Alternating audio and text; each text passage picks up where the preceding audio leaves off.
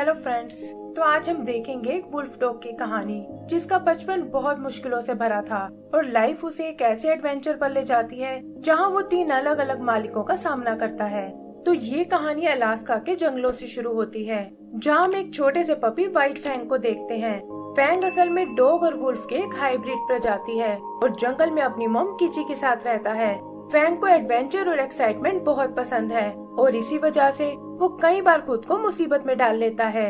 लेकिन फिलहाल उसके पास किची जैसी मॉम है जो अपने बेटे की बहुत केयर करती है और उसे सिखाती है कि जंगल में अकेले कैसे सरवाइव किया जाता है। एक दिन उनका सामना कुछ दूसरे वुल्फ से होता है और किची तुरंत फैंग को लेकर छुप जाती है क्योंकि वो जानती है कि वो लोग उन्हें देखते ही मार डालेंगे। जल्दी ही वहाँ स्नोफॉल होना शुरू हो जाता है और वो दोनों वापस अपनी केव में आ जाते हैं। लेकिन वो नहीं जानते थे कि एक बॉब कैट वहाँ उनकी वेट कर रहा है और वो अचानक से किची पर अटैक कर देता है। फैंग भी छुपकर उनकी लड़ाई देखता है और तभी उस बॉब कैट की नजर उस पर पड़ती है। वो फैंग को अपना शिकार बनाने की सोचता है पर किची बीच में आकर उसे मार डालती है और इसी चक्कर में खुद भी बुरी तरह घायल हो जाती है। अब वो शिकार नहीं कर सकती थी और उसकी लाचारी समझकर फैंग उसके लिए कुछ बेरीज तोड़कर लाता है।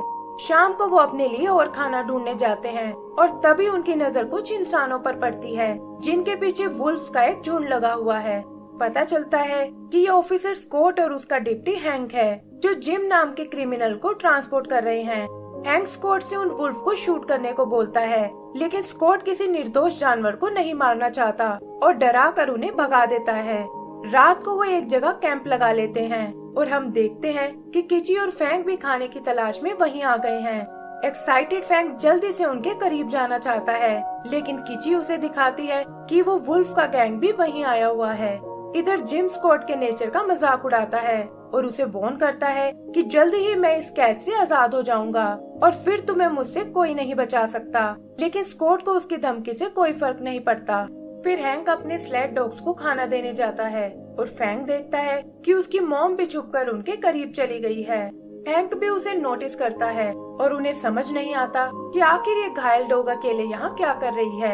हैंक उसे उसकी तकलीफ से छुटकारा दिलाना चाहता है लेकिन वो देखते हैं कि उसके साथ उसका एक पपी भी है जो देखने में किसी वुल्फ के जैसा है। स्कॉट तरस खाकर उन्हें कुछ खाने को देता है और यहाँ फैंग की नजर उसकी चमकती हुई बेल्ट पर पड़ती है। फिर वो खाना लेकर वहाँ से चले जाते हैं लेकिन देखते हैं कि वुल्फ उनके पीछे लगे हुए हैं। तब किची उस खाने को दूर उछाल देती है और उनका ध्यान भटकते ही वो वहाँ से गायब हो जाते हैं। फैंग की हालत देखकर किची को बहुत दुख होता है लेकिन वो जानती है कि इस वक्त वो उसके लिए कुछ नहीं कर सकती और रात को उन्हें भूखे पेट सोना पड़ता है। सुबह उन्हें नेटिव इंडियंस का एक कबीला दिखाई देता है जहाँ एक लेडी अपने डॉग्स को खाना दे रही है और ये दोनों भी उन्हीं की ओर बढ़ने लगते हैं। वुल्फ समझकर एक आदमी उन्हें शूट करने की सोचता है लेकिन कबीले का लीडर ग्रे उसे रोक लेता है और कहता है कि ये तो मेरी खोई हुई डॉग किची है जो अपने टाइम की सबसे तेज स्लेड डॉग थी। उसके आदमी को लगता है कि घायल होने की वजह से वो किसी काम की नहीं है लेकिन ग्रे को किची पर बहुत भरोसा होता है। तभी उनकी नजर फैंग पर पड़ती है और ग्रे कहता है कि ये एक दिन दुनिया का सबसे अच्छा स्लेड डॉग बनेगा। रात को फैंग इस कैद से भागने की कोशिश करता है लेकिन अपनी माँ को छोड़कर नहीं जा पाता और अपना इरादा बदल लेता है। इधर ग्रे एक बार फिर किची को ट्रेनिंग देने लगता है और फैंग भी ये देखकर उसे कॉपी करने की कोशिश करता है।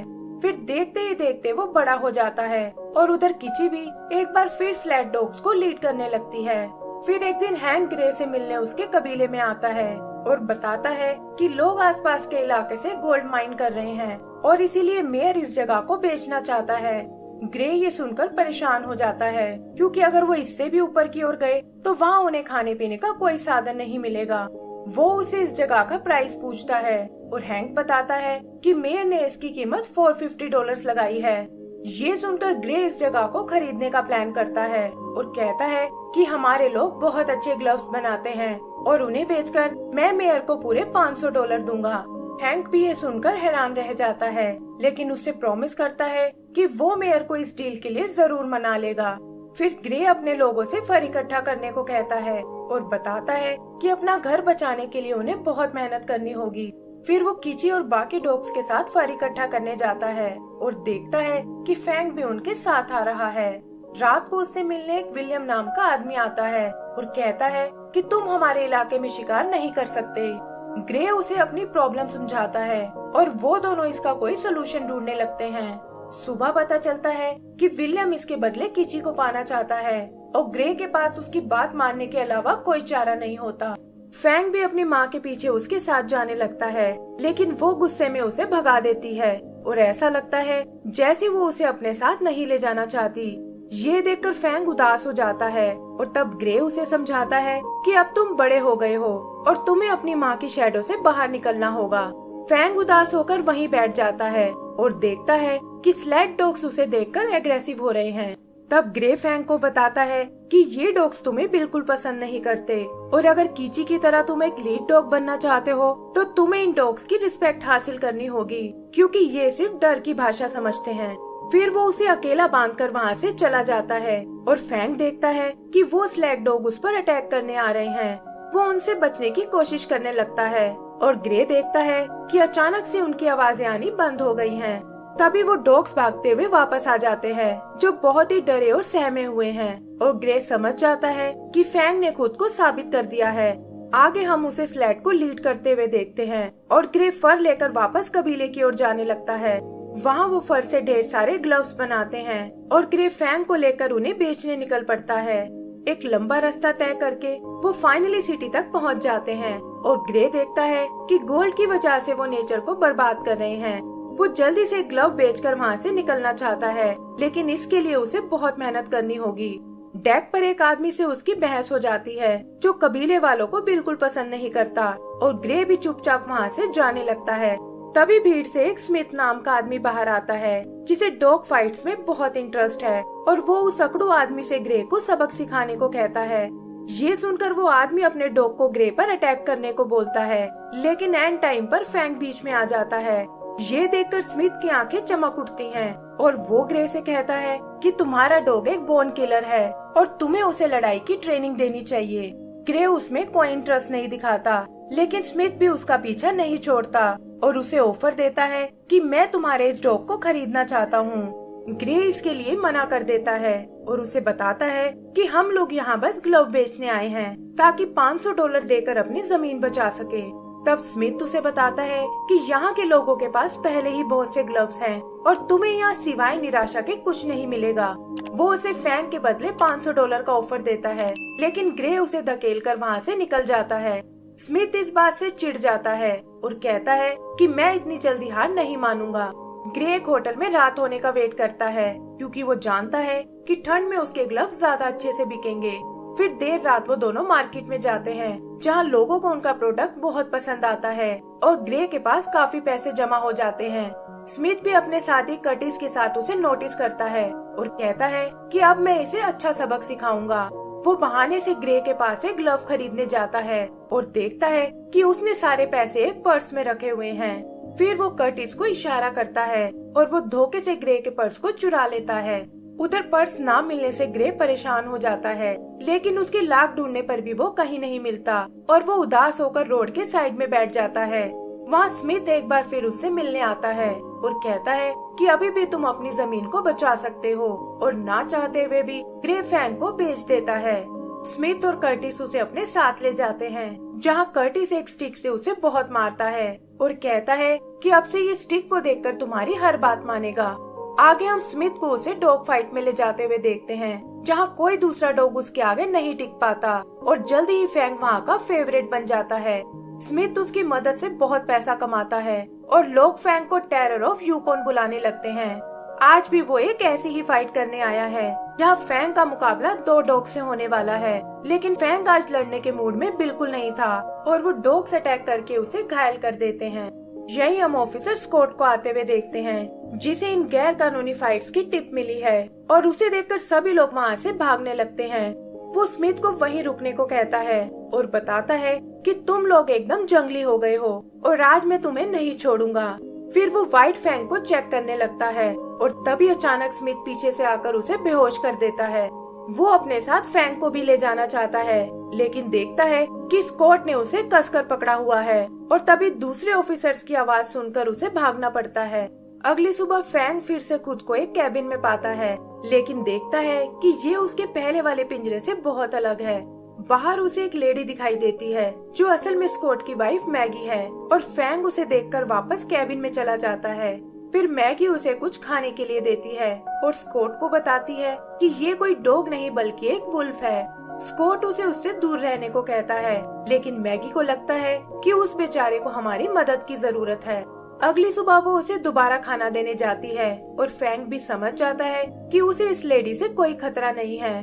फिर मैगी अपने गार्डन से एक पेड़ हटाने की कोशिश करती है और तभी वो देखती है कि फैंग सीधा उसी की ओर आ रहा है। ये देखकर वो डर जाती है, लेकिन पता चलता है कि फैंग तो पेड़ हटाने में उसकी मदद करने आया है। स्कॉट भी आवाज सुनकर बाहर चेक करने आता है, लेकिन देखता है कि फैंग उस पर गुर्रा रहा है। मैगी समझ जाती है कि ये सब स्कॉट की स्टिक की वजह से है और उसे नीचे रखते ही फैंग नॉर्मल हो जाता है।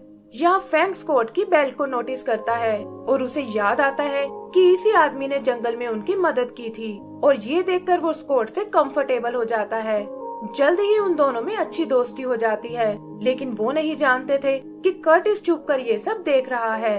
इधर आँख खुलने पर स्कॉट देखता है कि फैंग ने काफी सारे चिकन्स को मार डाला है, और मैगी समझ जाती है कि जरूर चिकन की फैंस कहीं से टूटी हुई है। वो फैंग को लेकर चिकन के केज तक जाती है और वहाँ बने होल को बंद कर देती है।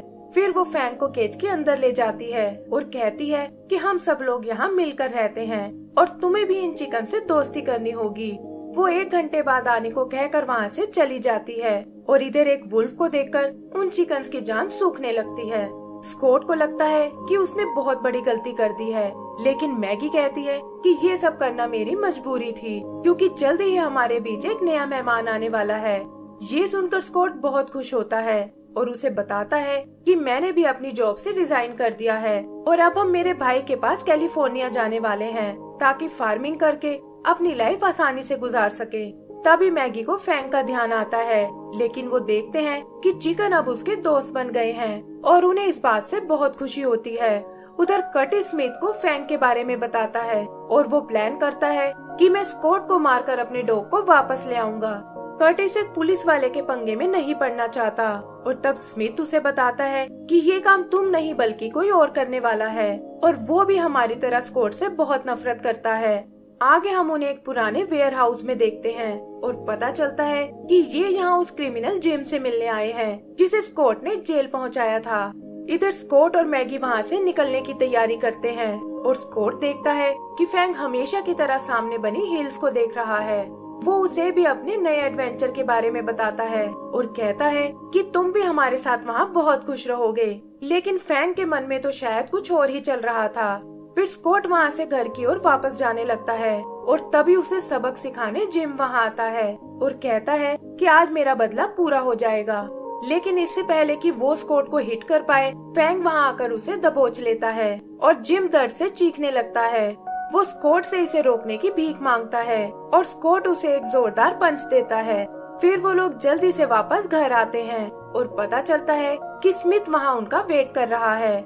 स्कॉट उसे सबक सिखाने की सोचता है, लेकिन देखता है कि कर्टिस ने मैगी को बंदी बनाया हुआ है और वो उसके बदले फैंग को उनके हवाले करने को कहते हैं। फैंग भी स्टिक के डर से उनकी कोई मदद नहीं कर पाता और स्मिथ स्कॉट को मारने आगे बढ़ता है। तभी अचानक फैंग उसकी स्टिक को छीनकर उसे तोड़ डालता है और मैगी भी खुद को कर्टिस से आजाद करा लेती है। स्कॉट कर्टिस को रोकने में लग जाता है और उधर स्मिथ भागता हुआ फैंग के कैबिन में जा पहुंचता है। फैंग उसे मारने आगे बढ़ता है, लेकिन मैगी एंड टाइम पर आकर उसे रोक लेती है और फैंग वहाँ से बाहर चला जाता है। आगे हम देखते हैं कि बाकी ऑफिसर्स ने आकर उन्हें पकड़ लिया है और स्कॉट भी अपनी फैमिली के साथ वहाँ से निकल जाता है। मैगी नोटिस करती है कि फैंग का सारा ध्यान सामने वाली हिल्स में ही लगा हुआ है और वो समझ जाते हैं कि ये इस जगह को छोड़कर नहीं जाना चाहता। ये देखकर वो लोग उसे आजाद कर देते हैं और कहते हैं कि तुम अपनी पुरानी लाइफ में वापस जा सकते हो। फैंग भी आंखों ही आंखों में उनका शुक्रिया अदा करता है और भागते हुए वापस जंगल की ओर चला जाता है। एक जगह आकर वो जोर से हाउल करता है, जिसकी आवाज उसके कबीले तक भी पहुंच जाती है और ग्रेस समझ जाता है कि फैंग अपने घर वापस आ रहा है। फिर हम विलियम और उसकी मॉम किची को देखते हैं और वो भी अपने बेटे की आवाज सुनकर खुश हो जाती है। एंड में फैंग वापस अपने लोगों की ओर निकल जाता है और इसी के साथ हमारी ये मूवी भी खत्म हो जाती है।